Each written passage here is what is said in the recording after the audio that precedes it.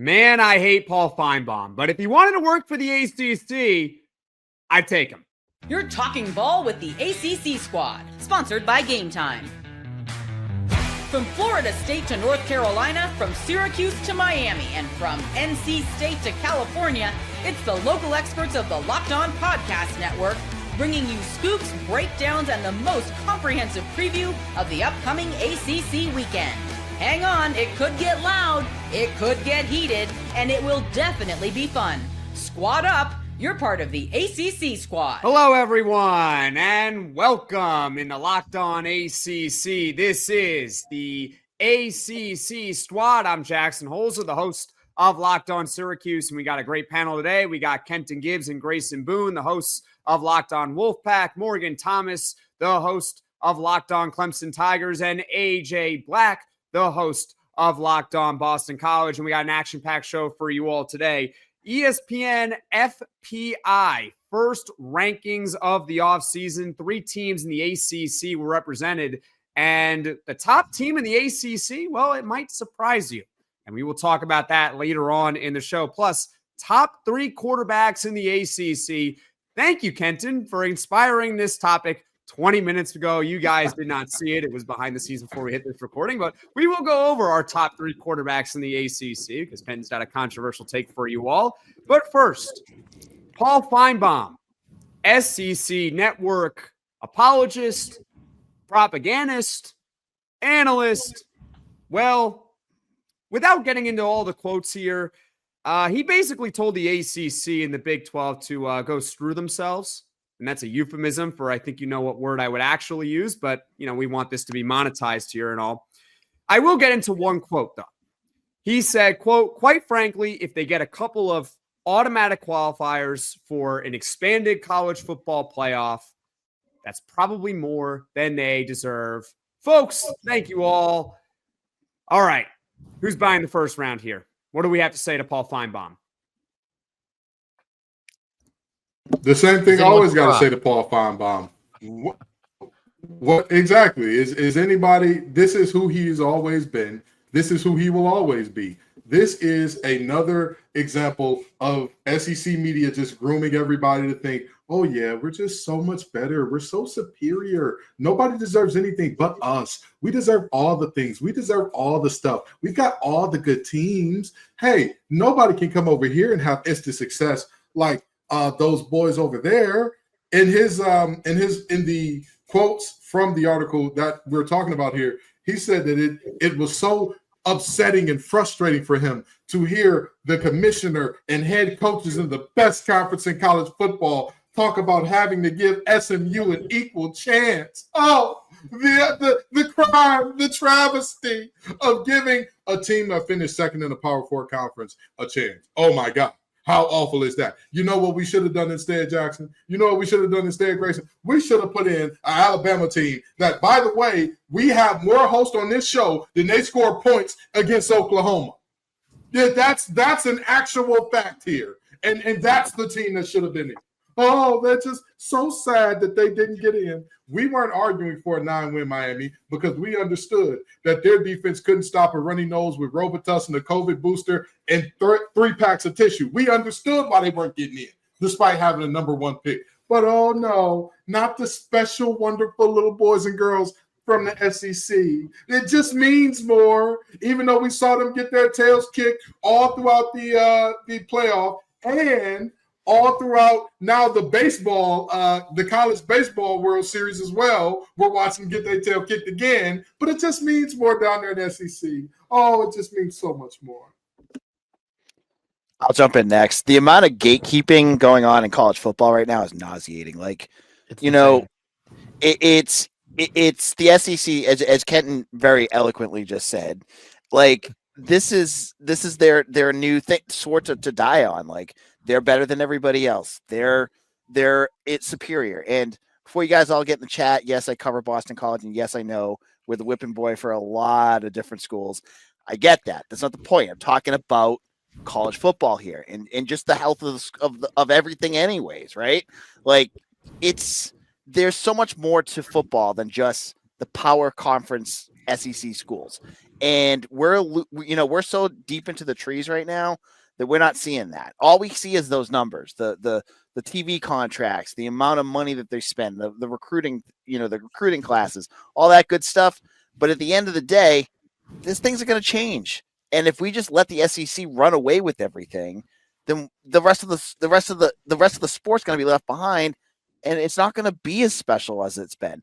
The whole point of all this is that we have a whole bunch of schools around the country that are special, that have a lot of traditions, that are things that are great about them, and we're just ignoring them because Alabama, Georgia, Florida, they want to throw a temper tantrum and have Paul Finebaum do it for them. It's enough. I hate listening to all this crap, and this is one of the biggest things about the offseason I can't stand is just the SEC temper tantrums every single year. This is certainly how you know the month of June has arrived, because it's just SEC heads talking. They all sound like Charlie Brown's parents. Wah, wah, wah, wah, wah. That's all this is. Him saying that is effectively just to get guys like us, 5 ACC guys, to complain about it. It's a good thing that Paul Finebaum's not the one making the decisions, because we have a probable national champion in Clemson coming out of the ACC this year. I think Clemson's going to be one of the best teams in the country. And so just to discount the entire conference because, well, we're the SEC and we deserve everything. And the Big Ten, they get a little less than us, but we certainly get our piece of the pie. I mean, it is what it is. It's Paul Finebaum. What do you expect? He's just saying stuff to get us all riled up. And that's why if he worked for the ACC, we would love him. Well, I don't know. He's definitely doing the job. The ACC, they need someone like him. The ACC needs a version of Paul Finebaum, yes. Exactly. First of all, I don't trust no man that's bald completely on the top but left the sides fully. I don't trust nobody who does that. That's insane. As a fellow brother in baldness, just get rid of it. Stop it. That tells me you make bad decisions right there. But in all seriousness, like these guys have already mentioned, there is so much goodness from around the country. And Morgan, please chime in on this because, again, I think that y'all are potential champions. Y'all have been champions in the past. And I think that the SEC is not that different than every other conference in that everybody says, oh, well, the ACC only has 2 to 3 good teams, 2 to 3 good brands, and everybody else is hogwash. What the hell do you think the SEC is? What? Why under God's green earth is Lane Kiffin saying anything? What can you possibly have to complain about? Where is Ole Miss's championships? Where's Ole Miss's SEC championship? What the hell? I don't think they've ever won. To demand the spot. Last time they won, I wouldn't have been allowed to go to that school. I'm pretty sure. If they do have one. I need to go look at Ole Miss college football reference. Morgan, you can go chime in here. I mean, so please, I like what AJ was saying because, well, first of all, no disrespect to Homer Simpson and my dad out there for that haircut because they're rocking it right now. But, I agree with AJ because I hope that Paul Finebaum and what he says is obviously a talking head, and he is paid by ESPN, who is paying him to be a homer of the SEC, just like the other guys in Fox are paying Joel Klatt to be a homer of the Big 12, right? So, or excuse me, the Big 10 now. But so, I get it. They're paid to do that, and in a lot of ways, we're paid to back up the ACC, which is to your point. I thought Mark Packer was going to be that guy, but they kind of watered him down because the Mark Packer of 20 years ago would stand toe to toe with a Paul Finebaum. But, I get it. He's kind of in retirement age and he's moved on, and I get it. But, they do need someone. Can it be Eric McClain? Can it be EJ Manuel? I don't know. Whoever it can be for the ACC network needs to step up and to kind of grow a backbone, because we know Jim Phillips is not going to do that. And I will say that, second-class citizens just is extremely disrespectful to North Carolina State and their history, and Syracuse and their history, and Boston College and their history, and Stanford and Cal and SMU. Everybody has history. Now, Clemson has had the opportunity and the success of being able to stand toe-to-toe with any team out there. They've been able to bring in, when you look at the college football playoffs, what are some of the best games and the best ratings out there? It's Clemson, LSU. It's Clemson, Alabama. And so when when we have been able to make it there, we have brought a lot of views and a lot of fans that are traveling to those stadiums to watch them. I went across the country, and many Clemson fans did that multiple times without any second guessing of it. So we have fans, we have a tradition, and I'm not just talking about Clemson, I'm talking about all the other teams. So to say that everybody else is second class, okay, second class to Mississippi State? No, we'll never be second class to Mississippi State. We'll never be second class to Arkansas. They own the whole state, and we have better ratings than them on every single game we ever play, even the one against Furman. So don't tell me that the entire SEC just gets, a free pass because they're all together collective as one, because I believe we deserve a seat at the table. And as AJ said, it's just ridiculous that we have to do this every single year. Get the preaching, Morgan. Get the preaching, Morgan. That was a speech. I'm going to run through a wall right now. Come on, Morgan. You're the guy. You go toe-to-toe with Paul Finebaum and tell him to screw it. Exactly. Listen, we got a new voice of ACC right here. Exactly. We figured it out. It was just if nobody in the ACC network want to do it, the Locked On Podcast Network has a plethora. We got 5 right here that are willing We to got back Morgan us up. right here. He's gonna read all the speeches. Exactly. 6'7" Morgan. The history of everyone. We're gonna go back to Jim Brown and Ernie Davis. And I think that, I get it. It's like, I don't like that he said that SMU, just doesn't deserve an equal opportunity either. I don't think that that's outdated. I do think that if we only allow his mindset, then you could see basically those two conferences having the Super League and not allowing anybody else in, and even having some sort of barrier to entry that is hundreds of thousands of dollars. And to me, I don't see how, if he takes a step back, couldn't say that that's bad for college football as a whole. It's not just about 30 teams like the NFL. College football is different, and that's what we like about it. I think we can continue this conversation, so why not? Absolutely. All right, we're going to continue this conversation right after this. The NBA Finals are in full swing, and every night delivers highlight-worthy performances, major momentum shifts, and can't-miss moments. Whether it's a game-winning shot or a breakout player, there's never been a better time to get in on the action, and FanDuel makes it easy to stay in the game before tip-off and live with player props, performance trends, and same-game parlays. Fans have more ways than ever to play smart and win big. If you're new to FanDuel, it's the perfect time to sign up. You want to know why? Because you can head to FanDuel.com right now and place your first $5 bet. And guess what, folks? If that first $5 bet wins, you'll get $200 in bonus bets. Make every moment more with FanDuel, official sports betting partner of the NBA. Let's continue this conversation about Paul Finebaum dissing the ACC and also the Big 12 for that matter. He kind of threw him under the bus as well. He grouped this all together. Maybe we should form an alliance with the Big 12, right? Maybe we should have a little fun there with them. ACC and Big 12 squad together. How about that? How did the last alliance go? Not well. See, I was just about to say, if you're gonna do an alliance, you got to get something in writing. You got to this handshake and we're doing fairy dust and rainbows and it's a weasel, it's a wazoo, it's a fugazi, it's a fugazi. It ain't gonna work out if you're gonna do an alliance. It needs to be something written down on paper. But I just want to bring up Jackson's team real quick. If we're gonna talk about, hey, it doesn't matter what your record is, it's just about you playing tough games, right? This squad plays damn near half of the playoff from last year. You've got Tennessee, you've got SMU, you've got Notre Dame as well. So 3 of the 8 teams that were in the playoff, Syracuse is, and Clemson, I'm sorry. So they do play half. I apologize. So they play exactly half of the playoff from last year. I keep hearing from SEC schools, well, if you lose 4 games, but they're to really good teams, is it the same? It's different because you lost to good teams. Will that hold consistent if Syracuse goes 8-4 next year? Absolutely not. Will anybody be screaming and moaning? Well, they beat UConn, they beat Colgate, they beat Duke, they beat Pitt, they beat Georgia Tech, they beat Carolina, they beat Miami, they beat Boston College. Will anybody be screaming for poor Syracuse? You know what would happen if Syracuse week 1 they play Tennessee?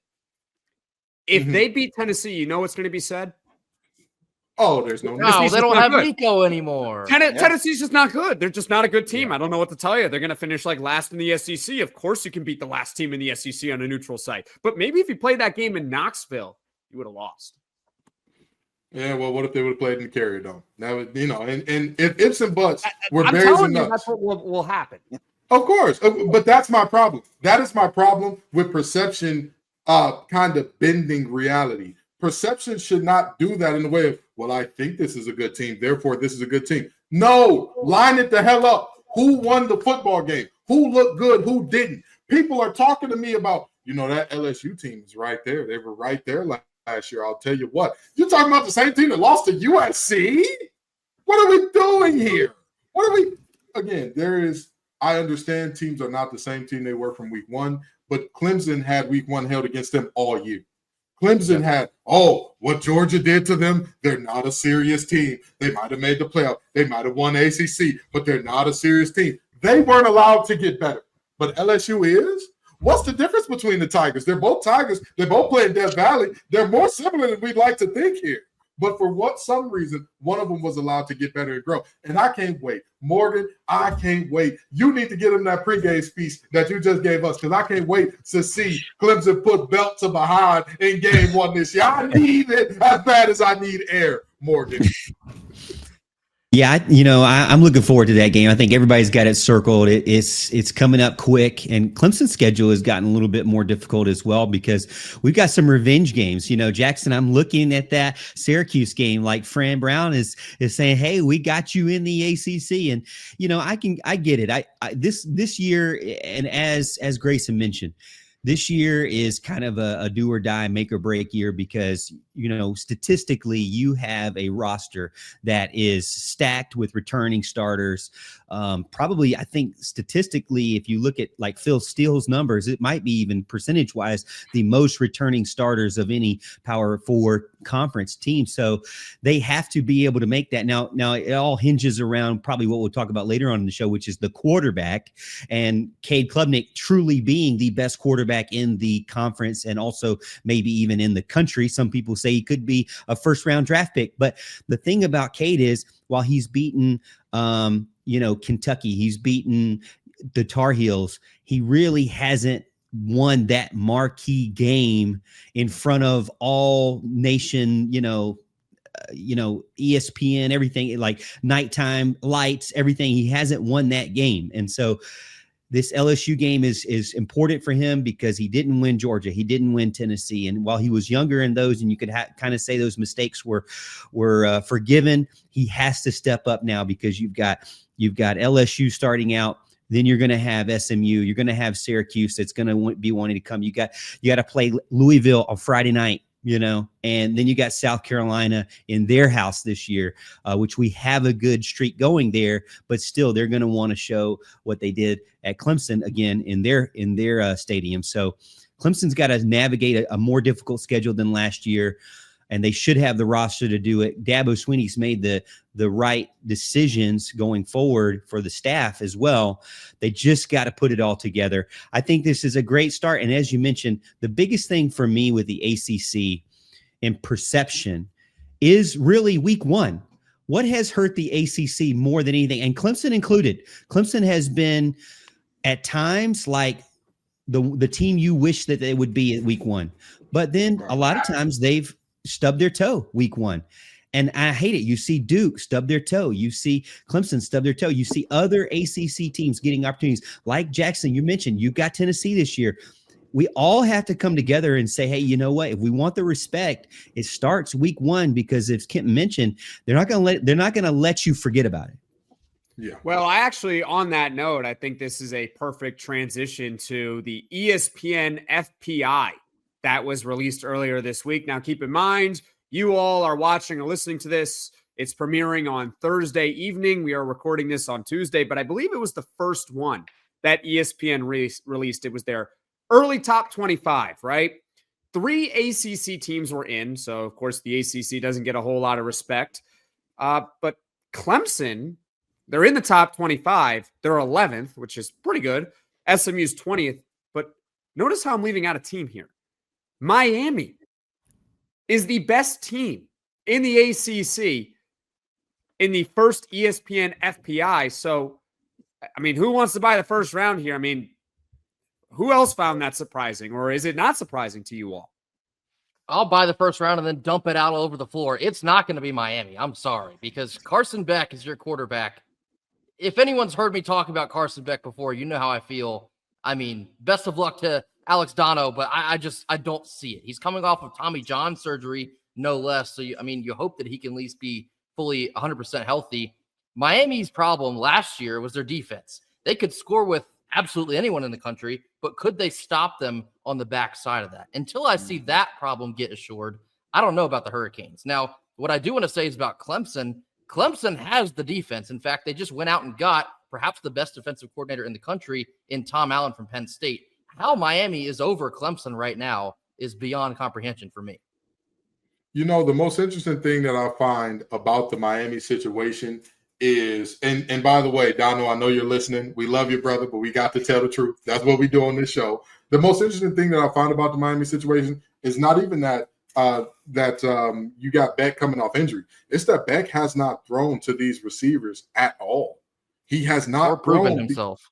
Because you're not wrong, Grayson. I am in the same boat as Grayson on Carson Beck, and even beyond that, even if I did think, hey, he's a really good quarterback, there is a first-year transfer thing that happens. If you're not an elite of the elite, number 1 or number 2 overall pick type of guy, you're just, that first year is not going to click. And even for guys that are that at times, it doesn't click. A la a Joe Burrow, who year 1 at LSU, he was all right. There were moments, there were flashes. Year 2, he became a superstar. By and large, we see with these first-year quarterbacks, it takes time. There are exceptions. Miami had the exception last year with Cam Ward. Right. I was going to point that out.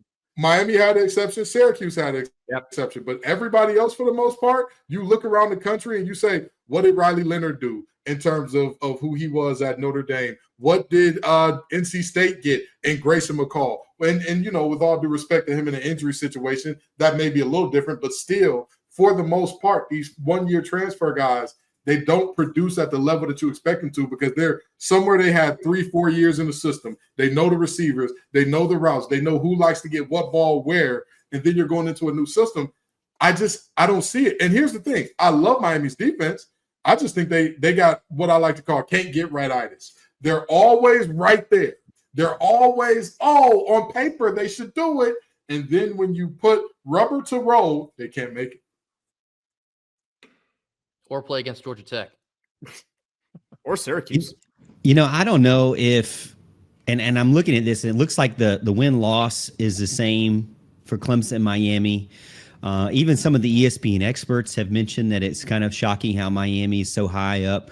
I don't think it's the Carson Beck effect. I joked pre-show that it was probably the Carson Beck effect. Maybe it's the Cavender twin effect. I think they probably have a little bit more pull than Carson Beck, even though I know that's kind of a touchy situation right now with Carson. Sorry, Carson. They broke up. Yeah, sorry about that, Carson. My bad. He'll live. He's okay. I think he's fine. He's obviously getting a lot of money, but we know what happens when guys get a lot of money, whether it's in the NFL or when it's in college football. They typically end up at another university doing nothing, just like they did at that university. So Carson Beck progressively got worse as the season went on, and I think was one of the big reasons why Georgia did not win a national championship again. And I don't know if he's going to be able to bring any success to Miami, and I hope he doesn't, to be honest with you. Their NFL talent is, to me, found in Reuben Bain. It's found in maybe their wide receivers. I love Ray Joseph. It was really heartbreaking that he decommitted from Clemson after being the first commit and being commit for 2 years and then leaving. And he's one of the fastest guys in the country. So, if he can figure out how to work well together with Carson Beck, then he could be extremely explosive. They've got a ton of transfers, and we all love their Their tackle, Maui Goa. I mean, this dude's been a massive presence since being a true freshman and just, basically holding his own against Clemson as a true freshman. So they have talent, but what has Mario Cristobal been able to do? Not put it all together. That's my definition for him. He has a lot of success and he knows how to build an offensive line. Yeah, I'll give him a ton of credit, but putting it all together to actually have success for an entire season, we still haven't seen it from Mario Cristobal. And I don't know if you're going to see it from this team here. And they've added in some good pieces, but to me, I think there's obviously the flash that gives them a huge advantage over Clemson. Dabo Swinney's not a transfer portal lover. This is the first year he's really been serious with it. And but again, it goes back to, can Miami actually live up to any kind of the preseason hype that we get to with them? The record says no right now, at least. All right. Well, I'm kind of surprised by it too that they're 9th. Yeah, I just think that's a little too high. I think Clemson is definitely in the top 10. I would have put Miami somewhere in the 20s. Maybe you can make a case for like 18 or 20 or something like that, but 9th for Miami with Carson Beck coming off elbow surgery. I don't know about that. When you look at this top 15, I could definitely see them slotting in there. I mean, you've got the Auburn Tigers in there, for Christ's sake. Get Zach Blackerby out of these rankings immediately. Get him away from these rankings because what are they doing? SEC, it just means more. Jackson, what is that polar bear doing in Dallas? Why is there a polar bear in Dallas, Jackson? How is Louisville just 7 spots ahead of Florida State? Like, Louisville should be a top 25. Louisville's good. Yeah, they're going to be good. They're 41. What? But that's my point. That's my point about this entitlement of the SEC and us letting a Paul Finebaum run unchecked. Because how the hell do you put some of these – again, in what world is Auburn a top 20 team? Auburn's 14. That's what I'm saying. With Jackson Arnold? Yes. They believe that a guy that got his spot taken is going to lead them to the promised land. At Oklahoma. Who wasn't good. Yeah. That's neither here nor there. But anyway, speaking of quarterbacks, coming up, top 3 quarterbacks in the ACC. Let's talk about it.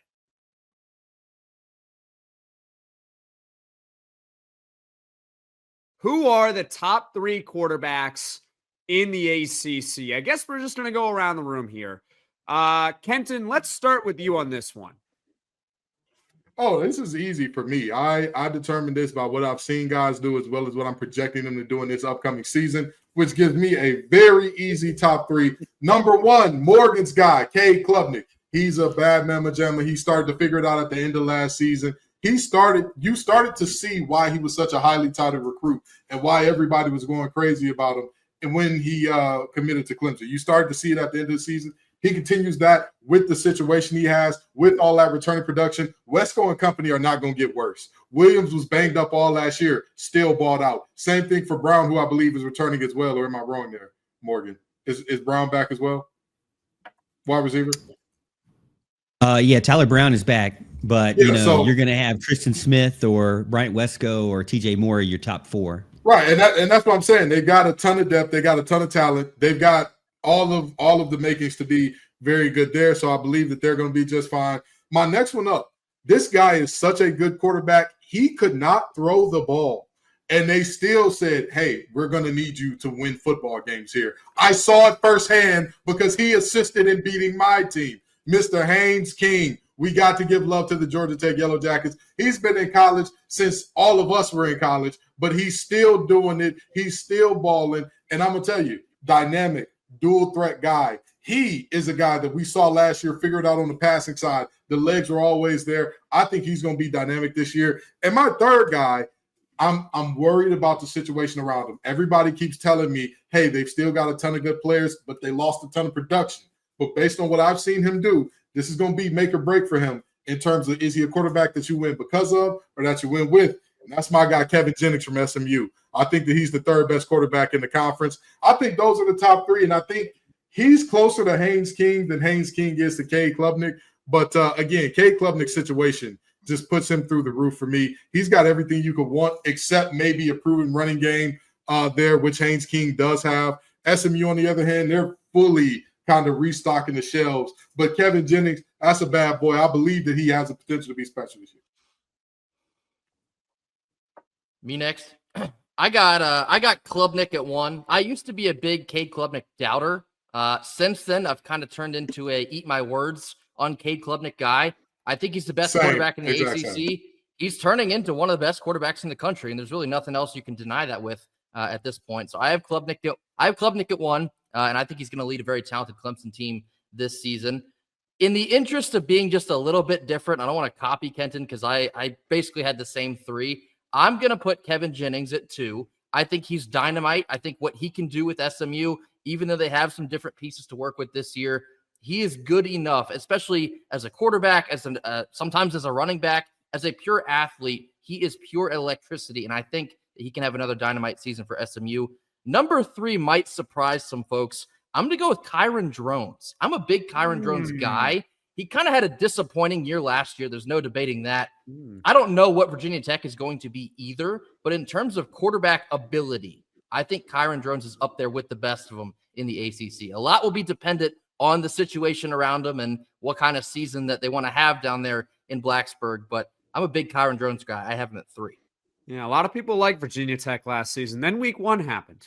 Yeah. Believing in Kyron Drones is like Groundhog Day. Every year you're like, this is his year. He's going to break out. We'll find out. He's going to break out. That's how you are with Thomas Castellanos, to be fair. Oh, Tom! I'm not doing this with you, Jackson. I'm not doing this with you today. But Thomas Castellanos is the upper half of the conference. I'm just letting you know he's not in my top 3. I would expect it. I would expect it. He's not in my top 5. He's not in my top 7. He's not even in my top 10. Now you could make an argument that he's 14th. I'm not doing this. That's rage bait. That's bait. I ain't doing it. I ain't doing it with you. Morgan, please let us know your top 3. Well, okay, so I'll go ahead and throw in another name, maybe somebody that I think is a transfer that studied under Lincoln Riley, that is under Jeff Brohm now. Miller Moss would be one that I think probably could jump on the scene. I don't want to put in Carson Beck because of the elbow problems and the fact that we've already finished spring and I don't think he's thrown anything more than a tennis ball. And then for 2 for me would probably be Haynes King. I think that one play away from winning the Georgia game, one turnover worthy quarterback keeper was the difference between him basically having the biggest win of his maybe even his life. And then number 1 for me would be Cade Klubnik. But I'm not going to disrespect Kevin Jennings or Carson Beck. I do think that they're up there as well and in contention to be one of the better quarterbacks out there.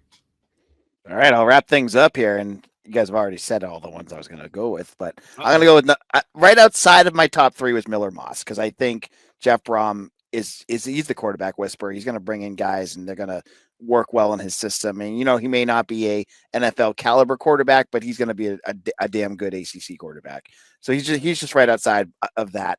Number 3 for me, Kevin Jennings. Loved watching him play last year. That guy's a baller. He's only just going to keep getting better and more confident. When he gets more confident, the level of explosive plays that this guy can put together, both with his arm and his legs, are unmatched in the conference. I think he's awesome. And as Morgan was just saying with Haynes King at number 2, watching that game against Georgia, the guy's a winner. And again, this is another year where he can grow and develop. Now he lost, Eric Singletary to Auburn, one of the best wide receivers in the ACC. I don't think that should honestly matter all that much because I think he's still talented enough to use whatever he's got. And then we'll make it unanimous. Cade Klubnik, number 1. I also got Cade Klubnik, number 1. If Carson Beck was healthy, he would easily be second, and it would not even be close. The problem is he's not healthy. So or good. There's that. I think he's good. I think he's good. He just has to be healthy, that's my question mark with him. But I do know his ability, and I do think he's a very good quarterback. But I can't put him second. I got Haynes King in 2. I think that's pretty obvious. And 3 is Kevin Jennings. But I'm surprised nobody mentioned. And speaking of the NC State guys, no CJ Bailey love.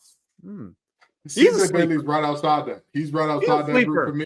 And I'm gonna tell you, I wouldn't be surprised if by the end of the season he ends up playing his way in here, because while we talk about situations, he has one of the best. He has a bunch of returning guys. Everybody's talking about Kevin Concepcion's going, Kevin Concepcion's this and that. If you saw the offense last year, force feeding Kevin Concepcion was not good for us. It was not good at all. They should have gone to other places. You've got one of the best tight ends in the nation in Jolie. You've got a hell of a receiver room returning a ton of depth, a ton of talent, so much so that we pushed out proven seniors that were ballers for us. And you've got a bunch of young guys that are absolute dynamite, like a Terrell Anderson, like a Jonathan Paylor and company that he's going to be getting the ball to, with a Hellcat in Hollywood Smothers next to him at running back. I think he'll be just fine. And one more sleeper, though. And no Syracuse fans, I'm not going to say Steve Angeli, Ricky Collins. I'm sorry. Darian Mensah. I feel like we haven't really talked about him a lot. Darian Mensah at Duke. I mean, like, he was only one of the top transfer quarterbacks available this offseason, coming from Tulane, had a really good year. Mm-hmm. Why can't he? If you told me there's a group of like 7-8 quarterbacks that I look at, and if you tell me they're going to be second team all ACC quarterback next season, I'll believe you. Yeah. Yeah. Like, and he's like in that tier. So it's, as much as we're doing top 3 here, to me, I look at it as like, yeah, I think Cade Klubnik is the clear number 1. And then everyone else, I kind of look at it and I say, yeah, I know you're really good. I know you're really good. And I know you're really good. And you could be really good too. Or you could be really good too. And Miller Moss is steady. A lot of good quarterbacks in the ACC. Kind of reminds me of last year. We're the league of quarterbacks. Apparently, our quarterback play just means more. Don't tell the SEC that, though. No, everyone in the SEC is better, and don't negotiate. That's it. You know, Trevor Lawrence in the SEC would have been terrible. That's it. For sure. He would have been awful. But folks, that is it for this edition of the Locked On ACC Squad. I'm Jackson Holzer, the host of Locked On Syracuse. Kenton Gibbs and Grayson Boone, the hosts of Locked On Wolfpack. Morgan Thomas, the host of Locked On Clemson Tigers. And AJ Black, the host of Locked On Boston College Eagles. And folks, check us all out. And also, when you get to our channel pages, if you can just do us all a favor, hit that like button, hit that subscribe button, helps all the channels grow and reach all of the fans of those respective channels. And of course, for your other listen here, when you're done with this podcast, you could check out the new Locked On Portal show with football recruiting expert and the host of Locked On Florida State Seminoles, Brian Smith, who's got the latest rumors and signings each and every day. And you can find the Portal podcast on YouTube or wherever you get your podcasts. And folks, thank you all so much for watching. Thank you all so much for listening, and we'll see you all again soon.